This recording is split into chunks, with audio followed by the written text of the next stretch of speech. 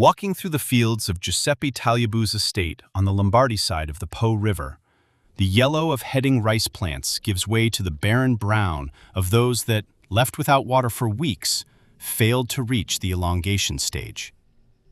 Tagliabue's Cascina Rinalda is one of roughly 3,500 Italian rice farms, mostly concentrated in the Po Valley, facing the challenges of prolonged heat waves and scarce rainfall, which have reduced water availability during the irrigation season. Avendo questa spaventosa scarsità d'acqua, abbiamo dovuto fare delle scelte piuttosto drastiche e quindi ho ritenuto di privilegiare e di continuare ad allevare come è giusto che vengano coltivate certe varietà e certi campi, e ne ho totalmente abbandonati altri. Uno di quelli è questo qui in cui siamo noi adesso. Italy is Europe's largest rice producer, with about 235,000 hectares planted in 2025, according to the National Rice Authority. More than 80% of the crop is grown in the northern provinces of Pavia, Vercelli, and Novara, which have long thrived on the Po Basin. This year, however, the Po River Basin Authority has issued a high level of drought severity, warning that reserves in the alpine lakes are running low. Lake Maggiore is now classified as being in extreme drought conditions, while the Po recently fell to a record low for the time of year in Cremona. Long accustomed to abundant water supplies, Italy's rice belt has been forced to adopt an unprecedented response to save the season, which locals say is proving even harder than the severe drought of 2022. Per i campi che ho deciso di continuare a coltivare e di bagnare, seppur con queste turnazioni, mi aspetto un raccolto quasi normale. In questi qui in cui siamo oggi, purtroppo non mi aspetto proprio niente. Mi farebbe piacere almeno riportare a casa le spese, ecco. With the new system in place, Tagliabue hopes to get a decent harvest from the fields he is still cultivating. He is unsure, however, that he will recoup the costs of planting the fields he abandoned.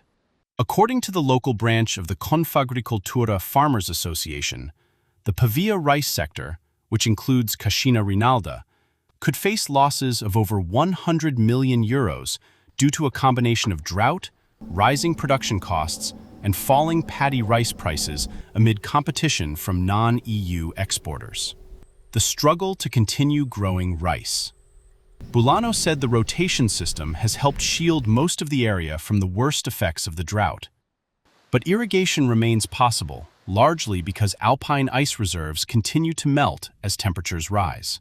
Proprio perché abbiamo uno zero termico così alto, e dico per fortuna è così alto perché andiamo a sciogliere quei ghiacciai perenni, che ormai non sono più perenni, che permettono di avere acqua in pianura, ma con uno sbalzo di oltre 25.000 litri al secondo tra il giorno e la notte. 12 ore abbiamo il picco massimo, altrettanto abbiamo il picco minimo. As snow melts earlier in a warming climate, farmers are discussing reviving practices that have largely fallen out of use, such as winter flooding, which requires water when it is more available. Yet that might not be enough. Devo dire che tratteniamo solo il 10-11% dell'acqua piovana, è pochissimo. Invasi in una pianura padana sicuramente sono pensati, ma la vedo lunga la fase realizzativa. Nell'imminente l'Esesia con i suoi ingegneri sta seguendo con il Politecnico di Milano un progetto ambizioso per frenare l'hydropicking, un bacino di circa 2,5 milioni di metri cubi che accumula e rilascia per mantenere costante il deflusso di valle. Others, including Confagricoltura Pavia director Alberto Lasagna, advocate a water farming model that would use the soil as a natural reservoir, storing water beneath rice fields for use during droughts. For farmers like Tagliabue, any solution is preferable to giving up rice cultivation on the estate his family has run for 3 generations.